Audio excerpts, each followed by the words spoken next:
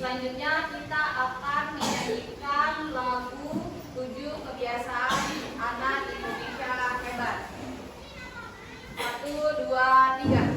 Ayo kita lakukan 7 kebiasaan anak Indonesia agar menjadi hebat. Pertama, bangun pagi. Kedua, beribadah. Yang ketiga, rajin berolahraga. Keempat, makan sehat dan bergizi seimbang. Yang kelima adalah gemar untuk belajar. Keenam, bermasyarakat. Ketujuh, tidur cepat. Ingat, ayo kita lakukan. Sebelum pelajaran dimulai, Ibu akan absen terlebih dahulu ya. Kasni, Rabil, Nasir, Hafiz, Rizwan, Adit, Aditya, Idoma, Dispi. Baiklah, sebelum pelajaran dimulai, terlebih dahulu kita berkonsentrasi. Kalau Ibu bilang tepuk 1, kalian tepuk sekali ya. Tepuk 1, tepuk 2, tepuk 3, tepuk 4, tepuk 5. Oke, jadi sudah berkonsentrasi ya. Hari ini kita akan belajar tentang berpikir komputasional. Pernah dengar enggak? Apa itu? Belum ya? Pada pembelajaran kali ini, tujuan pembelajarannya itu menganalisis permasalahan sederhana dalam kehidupan sehari-hari dengan tepat.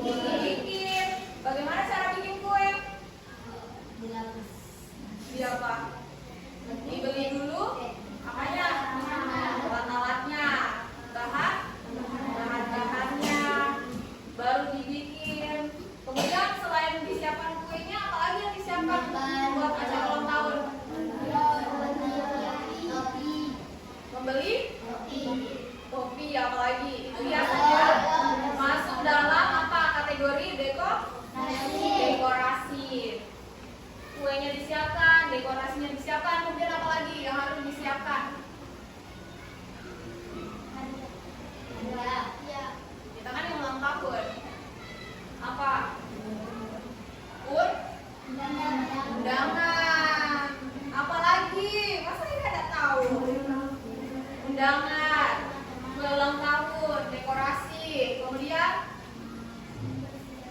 makanan-makanannya pada hari ulang tahun. Undangan juga kalian harus disusun. Teman-teman sekolah, teman-teman di mana lagi?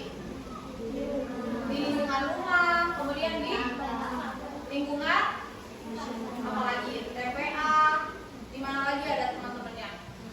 Itu juga kan dikelompokkan undangannya, teman-teman sekolah, TPA, dan di lingkungan rumah. Nah, contoh lagi, berpikir komputasional.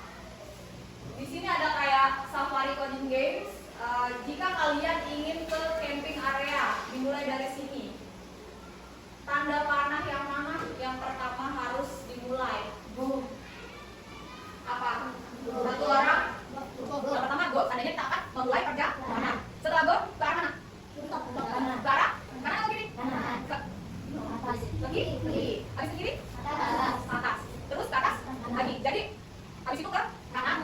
Maju lagi ke kanan, kemudian ke atas ya. Berarti kodenya itu dari sini, habis itu ke kiri, kemudian ke mana lagi? Yang ini berapa kali? Dua. Kemudian ke kanan sekali, berapa kali? Kemudian ke atas. Itu contoh kode kenapa kita harus berpikir komputasional.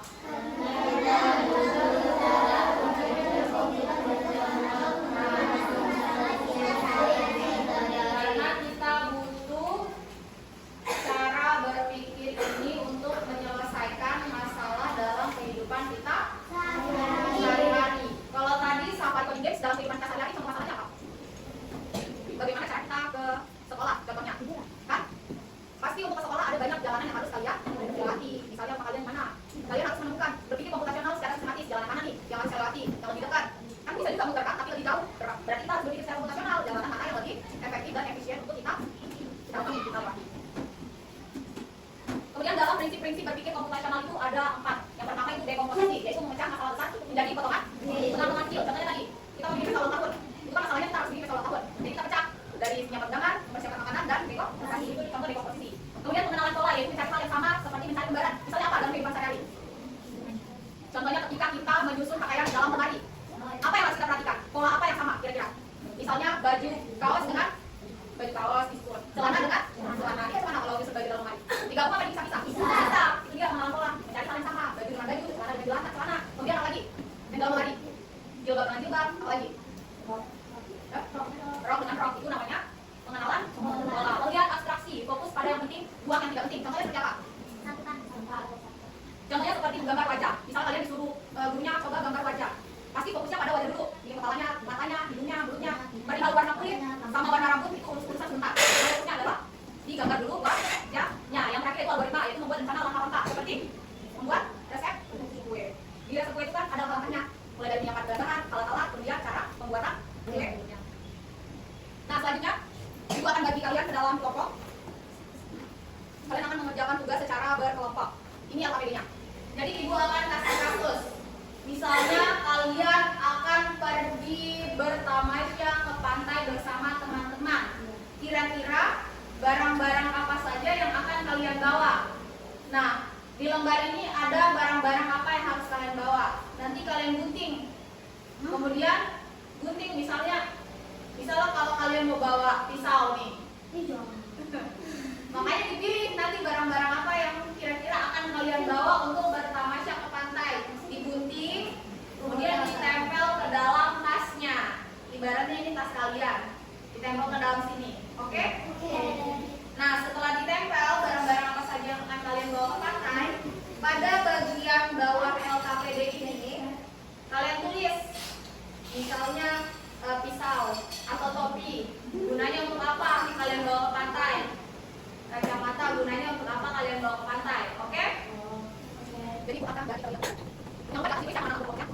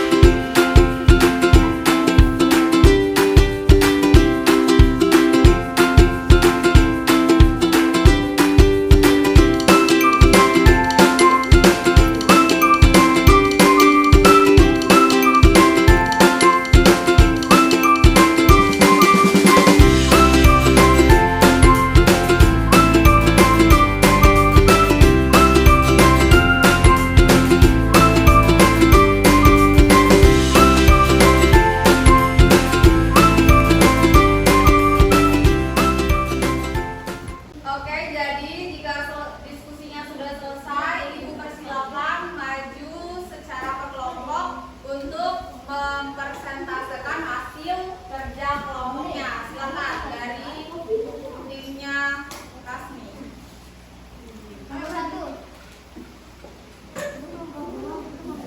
Diperlihatkan videonya maju. Dengan ke depan. Dijelaskan apa saja yang kalian bawa ke pantai, kemudian itu fungsinya apa saja. Silakan. Untuk pantai kami bawa apa? Apa?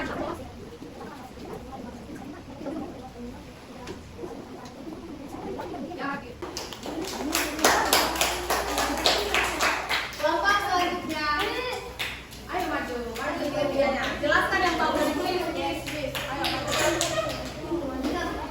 Biar kita cepat pulang.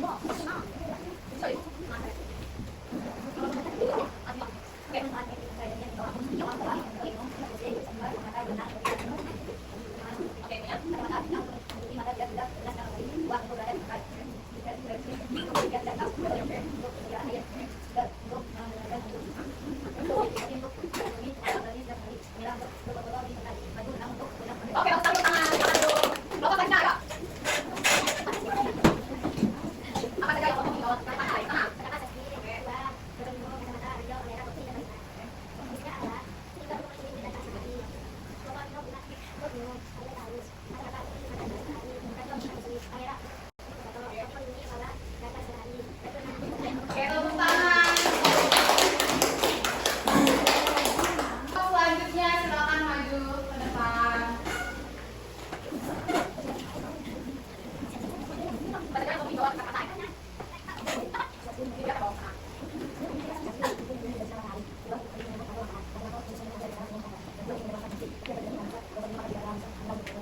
Oke, silakan semua alat-alatnya dikumpulkan ke depan sama tugasnya, lembar kerjanya silakan dikumpulkan ke depan.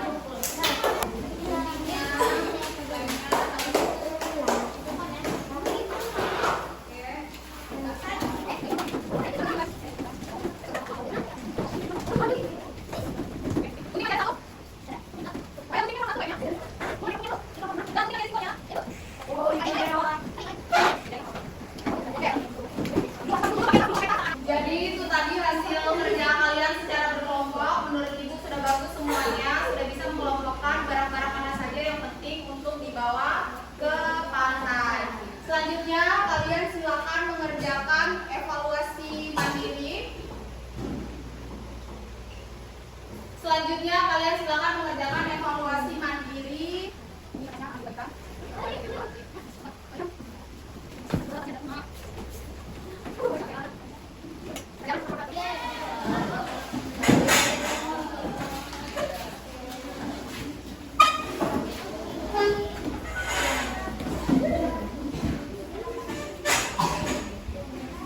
Nah, alhamdulillah selesai juga pelajaran kita hari ini tentang berpikir secara komputasional. Berdasarkan hasil evaluasi kalian secara kelompok maupun mandiri, Ibu lihat semuanya sudah bisa berpikir dan